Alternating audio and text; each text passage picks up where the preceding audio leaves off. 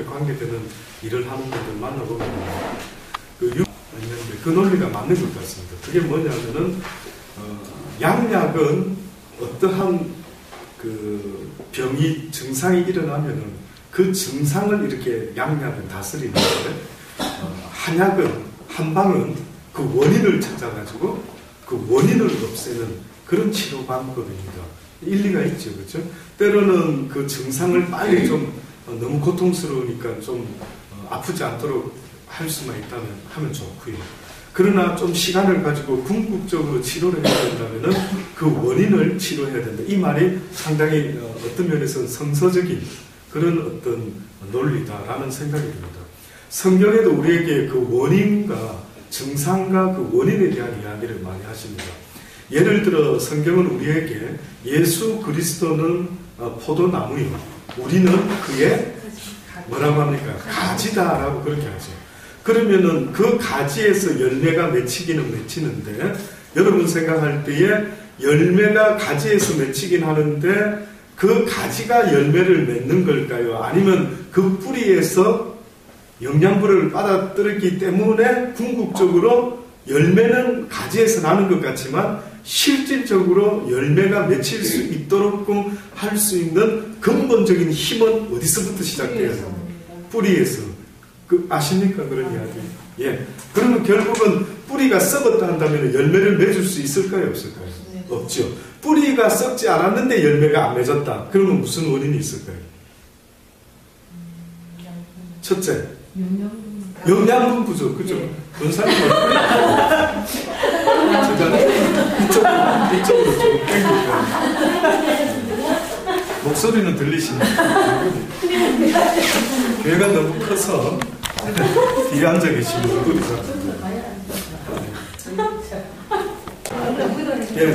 예, 맞습니다. 그렇죠. 열매를 못 맺는다 할 때의 첫 번째 이유를 한번 들어봅시다라고 할 때 방금 말씀한 대로 영양분이 혹시 부족한 거 아닐까? 예, 그럴 수 있죠. 그 다음에 열매를 또 못 맺는다라고 하면 무슨 이유가 있을까요? 햇빛. 예, 뭐 햇볕도 영양분에 좋습니다. 햇볕이 잘 들지 않아서 아닙니까? 예? 병이 들어. 예, 그렇죠. 너무 잘 아시네, 그렇죠. 몸이 아파 보시니까 너무 그거를 정확히. 그렇죠. 그 뿌리도 다 괜찮아 보이는데 뭔가 원인이 어디엔가 병이 들어가지고 그 나무가 열매를 맺지 못하는 어떤 병이 들은 것 같다라는 지적을 할 수 있죠. 혹시 또 있을까요? 만약에 얼핏 봐서는 도무지 열매 맺지 못할 이유가 없는데 열매를 못 맺는다라고 할 때에 도대체 마지막으로 살펴볼 수 있는, 예, 그것도 있지만 마지막으로 사랑이 부족해서 그렇습니다. 예? 사랑이 부족해서. 예, 맞습니다. 예, 그 궁극적으로 그렇죠. 모든 물도 그렇고 동물도 식물도 뭐 다 살아. 근데 이제 이런 경우는 있겠죠. 가지가 나무에 붙어 있어야 됩니까? 붙어 있어야죠. 그런데 만약에 접붙였든지 아니면 그냥 가지인데 뭔가 어디가 꺾여 있었다든지 그러면 그 가지에는 열매를 맺을 수가 없는 것은 정확합니다. 그러니까 원인이 몇 가지 딱 나오는데 궁극적으로 농부가 체크를 먼저 하는 것은 가지가 문제가 없는지를 보겠죠. 예. 왜 가지에 뭐가 폈다든지 뭐가 끊겨 있다든지 무슨 문제가 있습니다. 성경에는 우리를 어떤 식으로 표현하시냐면 너희는 처음에 돌감람나무였대요. 돌감람. 그 돌감람나무는요, 얼핏 보면 감람나무하고 비슷한데 한 가지 차이가 있다면은 그냥 감람나무는 열매를 따서 먹을 수 있는데 돌감람나무는 열매를 먹을 수가 없는 것입니다. 열매를 못 먹는다. 주인이 봤을 때. 그러니까 하나님이 우리를 봤을 때 너희가 이 세상을 살아가면서 맺어야 될 인생의 성령의 열매가 있는데 못 먹는 게 있답니다. 그 못 먹는 열매가 뭡니까 하면 시기, 질투, 미움, 다툼, 나눔, 원망, 불평 이런 모든 네 심령에 맺는 그 더러운 열매들은 내가 도무지 거둘 수가 없다. 내가 도무지 봐줄 수가 없다. 하나님 입장에서. 그러니 하나님이 말씀하는 열매 이야기는요. 내 육신에서 내가 부자가 됐다, 명예를 얻었다, 이런 열매를 말하는 게 아니고 내 영혼이 날마다 어떤 상태의 모습으로 살아가고 있는가 하는 그 모습을 갖다가 성경은 열매로 이야기를 합니다. 그래서 여러분한테 아주 저는 세뇌시키고 싶은 이야기가 있습니다. 뭐냐면 성경에서 말하는 열매 이야기할 때 가장 먼저는 무슨 열매를 맺어야 된다고요? 회개의 열매. 예.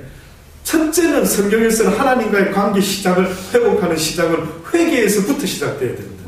그런데 아담과 하와가 태초에 선악과를 따먹고 하나님이 물어보죠. 아담아, 네가 왜 이 선악과를 따먹었느냐라고 했을 때 회개했습니까? 회개하지 않았습니까? 뜻밖에도 아담은 회개를 안 했습니다. 뭐라고 했죠? 핑계를. 누구 핑계 댔습니까? 첫째는 하나님 핑계. 그 다음은요? 하와 핑계 됐습니다. 희한하죠? 아담이 그 전에 하나님이 하와를 만들어줘서 이렇게 딱 데리고 왔을 때는 뭘 했습니까? 내 살 중에 내 뼈 중에 뼈요, 살 중에 살이로다. 정육점 냄새가 나지만 그래도 그 사람의 고백이 그 스타일이었습니다. 이는 내 뼈 중에 얼핏 들으면 무슨 이런 프로포즈, 이런 어떤 찬사가 이런 뼈 중에 내 뼈요, 살 중에 살이로다 하는 그것이 아담으로서는 너무나 감사해서 기뻐서 어쩔 줄 모르는 고백을 했죠. 근데 죄를 딱 짓고 나니까 회개를 했었으면 됐는데 그가 회개하지 아니하고 뭐라고 원망을 했느냐면 내가 언제 여자 만들어 달라 했습니까? 내가 언제 아내 필요하다고 이야기했습니까? 하나님 당신이 그냥 나 외로워 보여가지고 하와를 지었으니까 당신이 지어준 이 여자가 따먹으라 해가지고 내가 따먹게 되어서 지금 이런 상태가 되었습니다. 원망, 핑계를 대요. 참 보면은 우리가 살아가면서 뭘 잘못했으면 왜 그랬지? 그러면 죄송해요. 나 그때 그러지 말았어야 되는데 이렇게 할 줄도 알아야 돼요. 그러니까 하나님은 우리에게 죄 짓지 않는 걸 원하시는 것보다 뜻밖에도 뭔지 아십니까? 죄를 지었을지라도 어떻게 해요? 회개할 줄 아는 사람을 원하시더라고요. 그러니까 완벽한 거는 하나님도 기대는 안 하시는 것 같아요. 왠 줄 아십니까? 성경이 분명히 말하기를 모든 인간이 아담 이후로부터 죄 아래 태어났다라고. 죄 가운데 잉태되고 죄 가운데 태어났기 때문에 온전한 인간을 원하시는 게 아니라 하나님은 어떤 용서받는 죄도 있다라는 걸 인정합니다. 그러니까 성경에 보니까 세상의 죄 가운데 용서받을 수 있는 죄가 있고 또 뭐라고요? 용서받지 못할 죄가 있단다. 나는 너희들에게 용서받지 못할 죄 때문에 용서해 주소서 이런 말 하기를 원치 않는단다. 그러나 용서받을 수 있는 죄들이 있기 때문에 그 죄에서는 너희들이 구원받기를 원한다. 자, 다시 한번 또 물어볼게요. 그러면 성경이 말하는 용서받을 수 없는 죄는 뭘까요? 예, 잊지 마십시오. 성경에서는 정확하게 말하고 있습니다. 너희가 무엇을 해방하면은 오는 세상에서도 영생 내세에서도 결단코 용서받을 수가 없다 그랬는데 무엇을 해방하는 자? 성령의 일을 해방하는 자, 성령의 뜻을 해방하는 자. 그러면 성령이 이 땅에 와서 하려고 하는 일이 뭘까요? 우리를 하나님 나라로 이끌어주시고 예, 한 영혼이라도 하나님 말씀을 증거하게 하셔가지고 그 성령은 영혼을 구원시키는데 목적입니다. 말씀을 가르쳐줘서 깨닫게 해줘가지고 한 영혼이라도 하나님의 진리의 말씀을 너무너무 못 깨달을 때 깨달음을 주려고 옆에서 돕기도 하고 성령의 체험을 주기도 하고 해서 한마디로 말하면 성령이 너희들에게 임하면 어떻게 된다고요? 너희가 옛날에 어떻게 배웠던 게 생각나기도 하고 깨닫기도 되고 물론 사도들에게 임한 성령의 의미는 조금 다릅니다. 그러니까 우리가 성령을 갖다가 전체 다 뭉뚱그려가지고 이야기를 하는 경향이 있지만은 사실은 엄격하게 보면은 사도들에게 임한 성령의 판단은 정확합니다. 뭐냐면 너희가 성령을 받게 되면 너희가 권능을 받고 온 유대와 사마리아와 땅끝까지 이르러 내 증인이 될 수밖에 없다라고 이렇게 이야기합니다. 예. 근데 성령의 열매 이야기할 때는 조금 차원이 다르고 성령 세례 이야기할 때는 조금 뉘앙스가 다릅니다. 예, 이것은 깨닫는 믿음의 분량이 다르기 때문에 때로는 소화가 안 될 수도 있겠지만 그러나 어쨌든 기본적으로 성령이 하는 역사는 예수님 말씀처럼 보혜사 성령 보호하시고 깨닫게 하시고 생각나게 하시고 그때 그 말씀의 뜻이 그렇구나 하고 때로는 전하는 자가 없는데도 성령이 친히 가르치시기도 하고 이렇게 해서 계속해서 궁극적으로 성령이 하는 이 역사는 복음을 증거하게 되고 그 복음을 통해서 그 사람의 믿음이 자라서 그가 하나님의 영원한 나라에 구원받을 수 있는 백성이 되도록끔 만들어내는 작업입니다. 그런데 그 성령의 역사를 회방한다라고 하는 것은 결국은 그 복음 전도, 하나님이 한 영혼을 천하보다 귀히 여기는, 그래서 그 영혼을 위하여 하나님의 복음을 증거하게 하시는데 그것을 막는 일이 있으면 그는 가장 큰 죄가 됩니다. 그래서 용서받을 수 있다라고 하는 것과 용서받을 수 없는 것이라는 것은 바로 한 영혼의 기준을 두고 하는 말씀입니다. 세상에서 일어나는 어떤 일들에 대해서는 하나님은 꽤 너그러우신 것 같아요. 그렇죠? 가늠한 여인이 잡혔습니다. 모세의 율법에는 돌로 쳐 죽여야 됩니다. 했을 때 죽여라 그랬습니까? 죄 없는 자가 먼저 돌로 이 여인을 쳐라. 그러니까 그런 식의 죄를 따질 것 같으면 죄 짓지 않은 인생이 없다. 그래서 예수님은 오히려 율법보다 더 강하죠.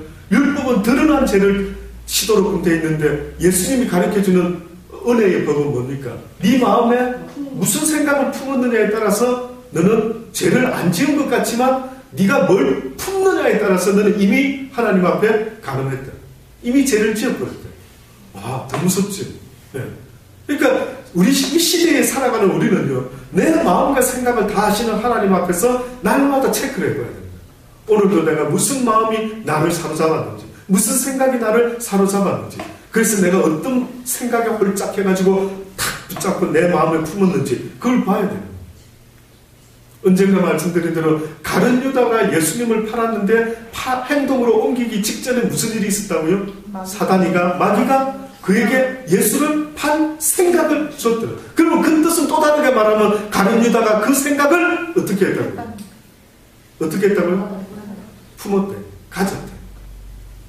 그러니까 우리가 또 가만히 있으면 좋은 생각, 나쁜 생각 계속 하루 종일 머릿속에 왔다 갔다 하는 거 맞지요? 그러다가 여러분 어느 때는 무슨 생각이 갑자기 탁 나면 갑자기 그 생각을 붙잡고 맞아 그때 그놈이 나한테 이렇게 했죠.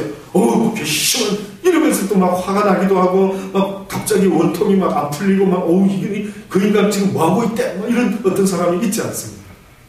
그러니까 하나님이 네가 무슨 생각을 품느냐 하는 것이 신약 시대에, 은혜의 시대에, 성령의 시대에는 더 중요하다. 그것이 곧 너다. 예. 그렇게 첫 번째 회개의 열매를 맺어야 된다. 예. 두 번째 말씀드린 게 있습니다. 뭐라고요? 성령의 열매를 맺어야 된다. 성령의 열매를 맺기 위해서는 어떤 노력이 필요합니다. 말씀드렸습니다. 성령의 열매를 맺기 위해서는 먼저 내가 회개와 함께 그 다음에 무엇을 가져야 됩니까? 내 마음속에 하나님의 말씀을 가져야 됩니다.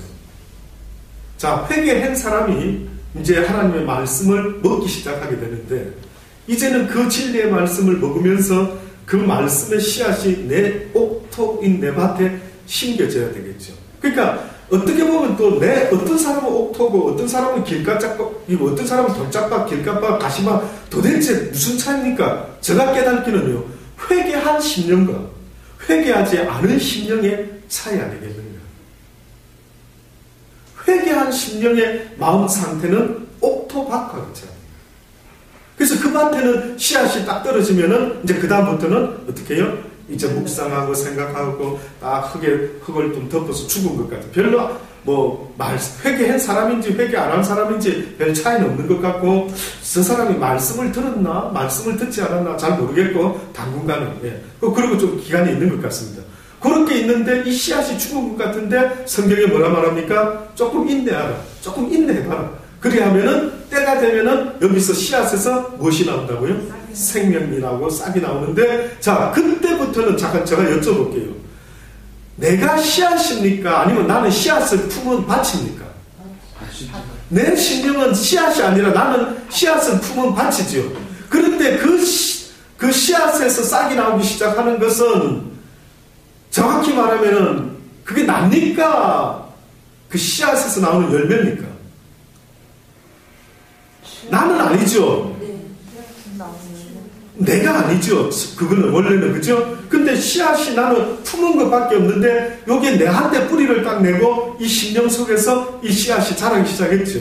자, 이제 열매가 맺히기 시작합니다. 그런데 그 보니까 뜻밖에도 나는 원래는 그런 아주 말씀을 통한 성령의 열매를 맺는 그런 존재가 아닌데, 근데 이게 어디서 씨앗이 들어와가지고 내 심령에서 자리를 잡아가지고 싹을 틔우고 열매를 맺는데, 보니까 그때부터 이 씨앗이 나오기 시작하는 그 어떤, 그게 보니까 이 나무가 어떤 면에서는 말씀으로 인한 성령의 열매라고 성경이 말하고 있지 않습니까? 그렇죠? 씨앗은 분명히 말씀이었는데 이게 내 마음에 떨어져서 자라기 시작했는데, 이 나무에 나는 열매를 말하기를 성경은 성령의 열매다 이렇게 말을 하는. 그러면 그 뜻은 내 심령 속에 하나님의 말씀을 품었지만은 곧 그 말씀으로 인하여 성령이 내 심령을 주관하고 있는 모습을 설명하고 있는 거예요. 아멘. 그러니까 성경에서 뭐라냐면 말씀이 있는 사람에게 성령은 재집 드나들듯이 역사가 일어날 수가 있대. 말씀이 있을 때는. 그러면 반대로 말하면은 내 속에 말씀이 없으면은 어떤 영이 나를 주장할 수 있느냐면 악한 영이 나를 주관하게 된대. 그러면 나는 날마다 맺는 열매가 뭐라고요? 시기, 질투, 다툼, 온갖 악한 것을 맺는 희한한 모습. 아, 이렇게 열매 맺지 말아야 나도 착하게 살아야지 하는데 됩니까? 안 됩니까? 안 된다. 그러니 말씀의 씨앗이 나한테 뿌려서 심겨져가지고 그곳에서부터 뭔가가 자라서 열매를 맺기 시작하는데, 그것이 곧 말씀의 씨앗이었지만 열매는 성령의 열매를 맺게 되는데, 그것이 바로 너의 심령 가운데 나타나야 된다. 사랑과 희락과 온유와 화평과 온갖 양성과 선한 충성, 모든 귀한 것들, 이것이 바로 하나님께서 우리가 맺기 원하는 열매이다. 자, 그러고 나서 이제 속에 이제 맺었어요. 예. 그래서 이 사람은요, 막 그냥 왠지 찬양이 나오고 왠지 고난 가운데 더 하나님을 바라보게 되고 더 기뻐하고, 이 희한한 거라, 이상하게. 저 사람 심신했나? 저 사람 어떻게 됐나? 싱글싱글 웃고 다니, 뭔가 느낌이 좀 다른 거예요. 우리 송전도사님처럼 싱글싱글 웃겨, 별로 웃을 일도 없을 것 같은데 막 웃기도 하고, 예를 들었어요. 자, 이제 이런 사람들 그 다음 뭐 해야 됩니까? 그냥 계속 웃고만 다닙니까? 계속 웃고만